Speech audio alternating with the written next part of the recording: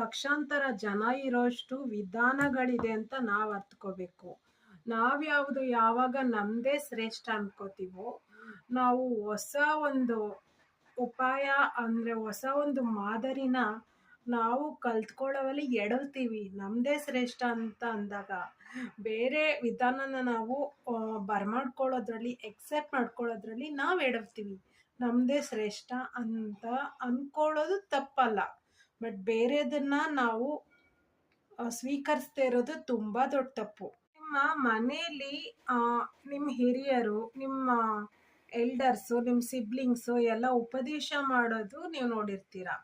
ಹೀಗೆ ಮಾಡಬೇಕು, ಇದೇ ವಿಧಾನದಲ್ಲಿ ನೀವು ಈ ಈ ಒಂದು ಕೆಲಸನ ನೀವು ಮಾಡಬೇಕು ಅಂತ ಅವ್ರು ಹೇಳ್ತಾರೆ. ಪದ್ಧತಿ ಫಾಲೋ ಮಾಡಬೇಕು ಅಂದಾಗ ಆ ಅಡಿಗೆ ಚೆನ್ನಾಗಾಗುತ್ತೆ, ಆ ಅಡಿಗೆ ರುಚಿಕರವಾಗತ್ತೆ. ಸೊ ಹೀಗೆ ಮಾಡಬೇಕು, ನಾನು ಹೇಳಿದ್ದೇ ಆಗಬೇಕು ಅಂತ ನಾವು ವಾದ ಮಾಡ್ತಾ ಕೂತ್ಕೊಂಡಾಗ ಅಡಿಗೆ ರುಚಿ ಇರುತ್ತೆ. ಸೊ ಮನಸ್ಸುಗಳು ಒಡೆದೋಗುತ್ತೆ, ಮನಸ್ಸುಗಳು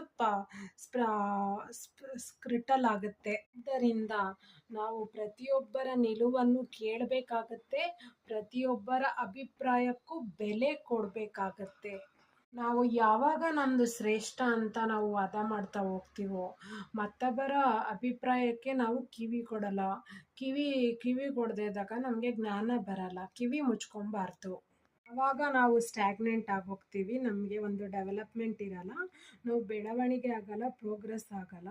ಸೊ ಹಿರಿಯರು ಏನು ಮಾತಾಡ್ತಾ ಇದ್ದಾರೆ ಅದು ನಮಗೆ ಸೂಕ್ತವಾ, ಅದರಲ್ಲಿರುವಂಥ ಅಂಶಗಳು ನಮಗೆ ಮುಂದಕ್ಕೆ ದಾರಿದೀಪವಾಗುತ್ತಾ ಇರಲಿ. ನಾವು ಜೀವನದಲ್ಲಿ ಎಲ್ಲರ ಮಾತನ್ನು ಗ್ರಹಿಸಿದಾಗ, ಅವರ ಪೂರ್ತಿ ಮಾತುಗಳನ್ನು ಅರ್ಥ ಮಾಡಿಕೊಂಡು ವಿವೇಕದಿಂದ ಯೋಚನೆ ಮಾಡಿದಾಗ ನಾವು ಬೆಳೆಯೋದಕ್ಕೆ, ಸೊ ನಮ್ಮ ಮುಂದಿನ ಜೀವನದ ವಿಕಾಸಕ್ಕೆ ಒಂದು ಸಹಾಯ ಆಗುತ್ತೆ.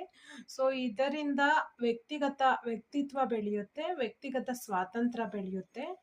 ಬೇರೆಯವ್ರು ಹೇಳಿದ್ದು ಅಶ್ರೇಷ್ಠ, ನಾವು ಹೇಳಿದ್ದೆ ಶ್ರೇಷ್ಠ ಅಂತ ತಿಳ್ಕೊಂಡಾಗ ಅಂದರೆ ಸ್ಟ್ಯಾಗ್ನೆಂಟ್ ಆಗಿ ಹೋಗ್ತೀರಾ.